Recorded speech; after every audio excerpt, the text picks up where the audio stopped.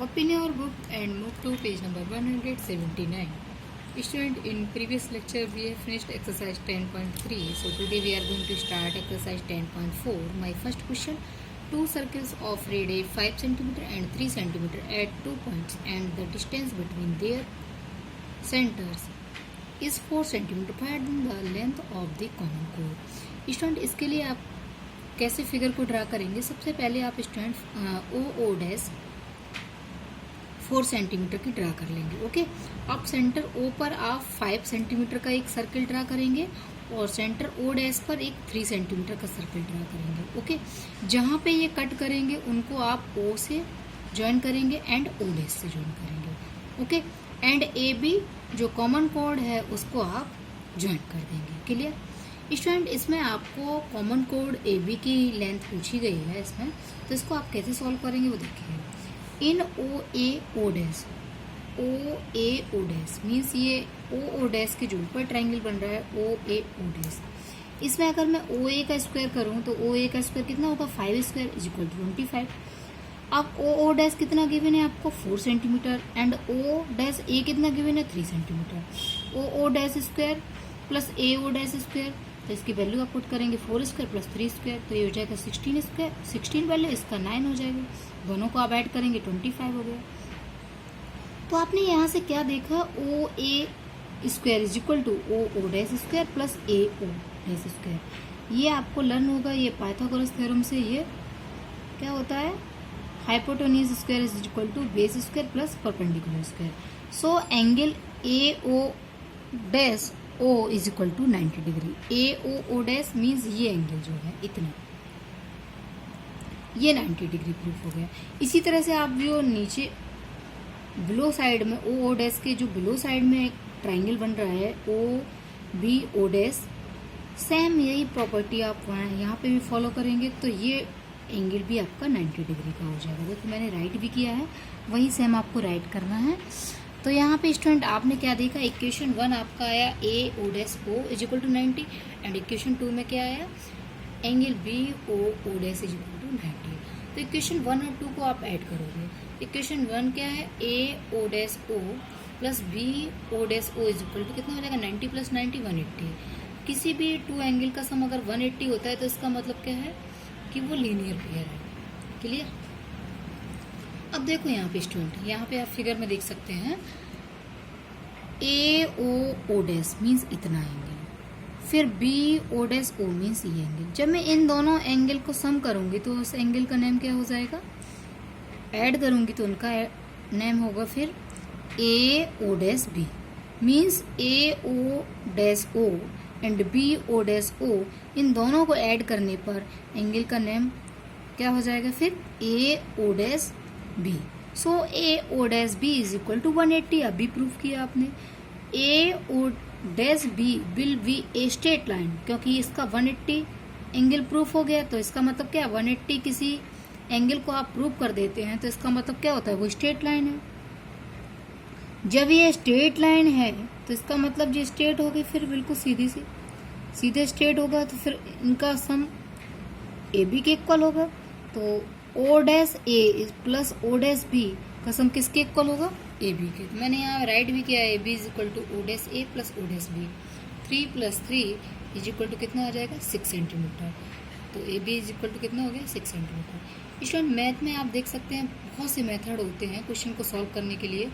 तो ये जो ए बी आपको फाइंड करना था, इससे सिंपल मेथड शायद कि कोई होगा, है ना? तो इसको आप सॉल्व करेंगे इस मेथड से. के लिए my next question: if two equal code of a circle intersect with in the circle prove that the segment of one code are equal to corresponding segment of the other code. Student, इसमें आपको एक circle given है, इसकी 2 code आपसे कही गई हैं, ये इक्वल हैं.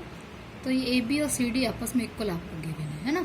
और जहाँ पे ये इंटरसेक्ट कर रही हैं वो पॉइंट हमने क्या मान लिया? एक्स मान लिया. ओके, अब स्टूडेंट इसका जो कोड के द्वारा जो भी सेगमेंट बन रहे हैं, इसका सेगमेंट क्या है? B x. ए बी का इसका सेगमेंट क्या है?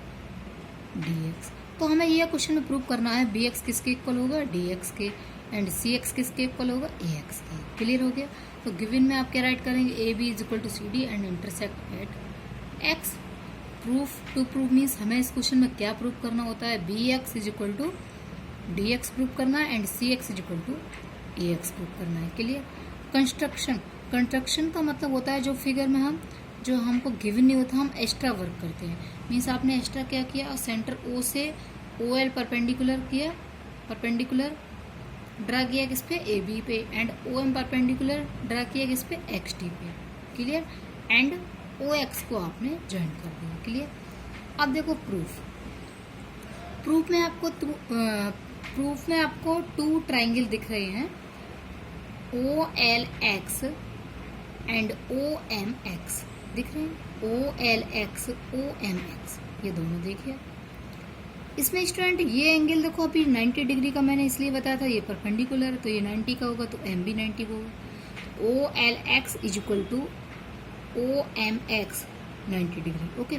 सेकेंड कंडीशन, ओ एक्स ऊपर ट्राइंगल जो बन रहा है आपका उसमें भी ओ एल एक्स में एंड ओ एम एक्स में भी ओ एक्स साइड है, तो ये कॉमन साइड होगी। थर्ड कंडीशन, स्टूडेंट जब इक्वल कोड पर मैं परपेंडिकुलर ऑन इक्वल कोड आर इक्वल मीन्स जो भी इक्वल कोड पर परपेंडिकुलर होंगे वो भी इक्वल होते हैं। तो ये इक्वल कोड आपको A B and C D given थी, तो इनके perpendicular O L and O M कैसे होंगे, इक्वल।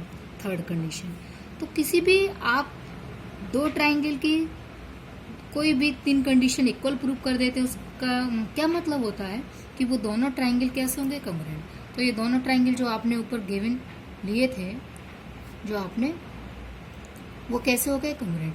अगर ये कॉन्ग्रुएंट हो गए तो इसके बाकी पार्ट्स भी कैसे होंगे, कॉन्ग्रुएंट होंगे, corresponding side and corresponding angle. So L X is equal to M X, so L X equal to क्या हो जाएगा, एम एक्स हो जाएगा। Clear student. Student A B is equal to C D आपको question में given था। अगर मैं कोई टू इक्वल वैल्यू आपको गिवन है तो उनका अगर मैं हाफ करूंगी तब भी वो इक्वल होंगे, तो इसका मैं हाफ करूंगी ए बी का और सी डी का, तब भी वो इक्वल होंगे। अगर मैं ए बी का हाफ करूं और सी डी का हाफ करूं तो ए बी का हाफ आप देख सकते हैं क्या होगा, B L. Okay. A B का हाफ आप क्वेश्चन में देख सकते हैं, ये फिगर जो क्वेश्चन नंबर 3 में है और 2 में वो दोनों ही सेम है। तो इसमें आप ए बी का हाफ क्या होगा, जो भी सेंटर ओ से परपेंडिकुलर होता है वो कोड को टू इक्वल पार्ट में डिवाइड करता है। मीन्स ए बी का हाफ होगा B L and C D का हाफ होगा M D. Okay. So equation 2 आपने क्या राइट कर दिया, B L is equal to M D. ये क्लियर हो गया student. On adding first and second equation, student first equation थी L X is equal to M X, second equation थी B L equal to M D. तो student मैं इन दोनों equation को ऐड कर रही हूँ। मैंने इक्वेशन को ऐड करना आपको कैसे बताया, L H S value L H S में ऐड करते हैं, एम एक्स वैल्यू और are H S value are H S में ऐड करती हैं। तो यहाँ पे एल एक्स प्लस क्या हो जाएगा, B L and M X plus क्या हो जाएगा, एम डी। जब एल एक्स में आप बी एल ऐड करोगे आप देख सकते हैं एल एक्स में क्वेश्चन में देखिए आप एल एक्स ये वैल्यू है, इसमें आप बी एल ऐड करोगे तो पूरी वैल्यू क्या हो जाएगी, बी एक्स। सिमिलरली आप यहाँ से देख सकते हैं एक्स एम में जब हम एम डी ऐड करेंगे तो कौन सी वैल्यू हो जाएगी, D x. So third equation clear हो गया स्टूडेंट। अब आपको क्वेश्चन में क्या गिवन था, A B is equal to C D. Means जो आपको फर्स्ट पार्ट इस क्वेश्चन में प्रूव करना था, जो ब्लैक कलर से मैंने बॉक्स में अंदर राइट किया है वो फर्स्ट पार्ट आपका प्रूफ हो गया। अब सेकंड पार्ट भी आपको प्रूव करना है तो उसको कैसे प्रूव करेंगे, A B is equal to C D आपको क्वेश्चन में गिवन है। ओके। अब इसमें से हम इक्वेशन 3 सब्ट्रैक्ट कर रहे हैं इक्वेशन 4 से। Means A B is equal to C D से किसको सब्ट्रैक्ट करना है, B X is equal to D X को। तो मैंने आपको बताया एल एच को एल एच एस से सब्ट्रैक्ट किया जाता है, आर एच एस को आर एच एस से सब्ट्रैक्ट किया जाता है। तो A X A B minus B X is equal to क्या हो जाएगा, C D minus D x. जब स्टूडेंट ए बी यहाँ से लेके यहाँ तक स्टूडेंट है ना, इसमें बी एक्स मीन्स इस इतना मैं डिस्टेंस इसमें सब्ट्रैक्ट करूंगी तो कौन सी डिस्टेंस रह जाएगी, ए एक्स। इसी तरह से सी डी आपकी गिवन है, इसमें आप जब डी एक्स डिस्टेंस को सब्ट्रैक्ट करेंगे तो कौन सी डिस्टेंस रह जाएगी, डी एक्स मीन्स इतना, कौन सा रह जाएगा, सी एक्स। ये सेकंड पार्ट प्रूफ हो जाएगा। Clear student. Come to the next question. If two equal chords of a circle intersect with in the circle means क्या होता है, कि ये जो कोड्स इक्वल कोड्स हैं वो सर्किल के अंदर ही इंटरसेक्ट हो रही हैं. Okay. Prove that the line joining the point of intersection to the centre makes equal angles with the chords. Student, इसमें आपको ये बताना है कि जो सेंटर से जहाँ पे इंटरसेक्ट हो रहा है उस पॉइंट तक का जो भी सेंटर से जो इंटरसेक्ट हो रहा है उस पॉइंट पे जो भी एंगल बन रहा है कोड के साथ में विद द कोड्स, वो कैसे होंगे, इक्वल होंगे. मीन्स इसमें हमें ये प्रूव करना है OXL ये एंगल इज इक्वल टू होगा OXM इस एंगल के. ओके. तो इसमें आप गिवन में क्या राइट करेंगे, AB is equal to CD, chords intersect at x पर क्या कर रहे हैं, वो इंटरसेक्ट हो रहे हैं. टू प्रूफ में आपको अभी मैंने बताया. कंस्ट्रक्शन में आपने क्या किया, OL परपेंडिकुलर लाइन किस पे ड्रा की, AB पे, एंड OM परपेंडिकुलर लाइन किस पे ड्रा की, CD पे. क्लियर. अब आपको 2 ट्राइंगल दिख रहे हैं यहाँ पे, कौन से, OLX एंड OMX. इनको आप कॉन्ग्रुएंट कैसे प्रूव करेंगे. देखो स्टूडेंट, अभी मैंने आपको बताया था ये परपेंडिकुलर है तो ये 90 का होगा, OLX एंड OMX ये भी 90 का होगा क्योंकि ये परपेंडिकुलर लाइन है OM, तो ये दोनों एंगल 90 को हो जाएंगे. फर्स्ट कंडीशन हो जाएगी. सेकंड कंडीशन, OX देख सकते हैं आप, OLX में ट्रायंगल में भी है एंड OX OMX में भी है. सेकंड कंडीशन इक्वल हो जाएगी. थर्ड कंडीशन क्या बताया मैंने, equal chords are equidistant from the centre. Student, ये जो इक्वल कोड्स हैं वो सेंटर से इक्वल डिस्टेंस पर होती हैं. मीन्स आपको AB और CD इक्वल गिवन है तो O से इनकी जो डिस्टेंस है OL सेंटर से एंड OM कैसी होगी, इक्वल. तो थर्ड कंडीशन आपने क्या प्रूव कर दी, OL is equal to OM. जब आप किसी भी 2 ट्राइंगल की 2 कंडीशन इक्वल प्रूव कर देते हैं तो उस कंडीशन में दोनों ट्राइंगल कैसे हो जाते, कॉन्ग्रुएंट. तो इसमें ट्राइंगल OLX कॉन्ग्रुएंट किसके होगा, ट्राइंगल OMX के. जब ये ट्राइंगल दोनों कॉन्ग्रुएंट हो जाएंगे तो इसके corresponding angle and corresponding side भी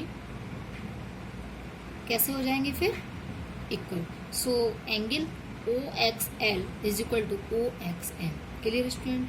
सो स्टूडेंट, आज की क्लास में मैंने आपको जो भी क्वेश्चन एक्सप्लेन करके बताया उन क्वेश्चन को आप फेयर नोटबुक पे कंप्लीट करेंगे और किसी भी क्वेश्चन में आपको डाउट है तो उसके लिए आप मुझसे डिस्कस करेंगे. Okay, thank you.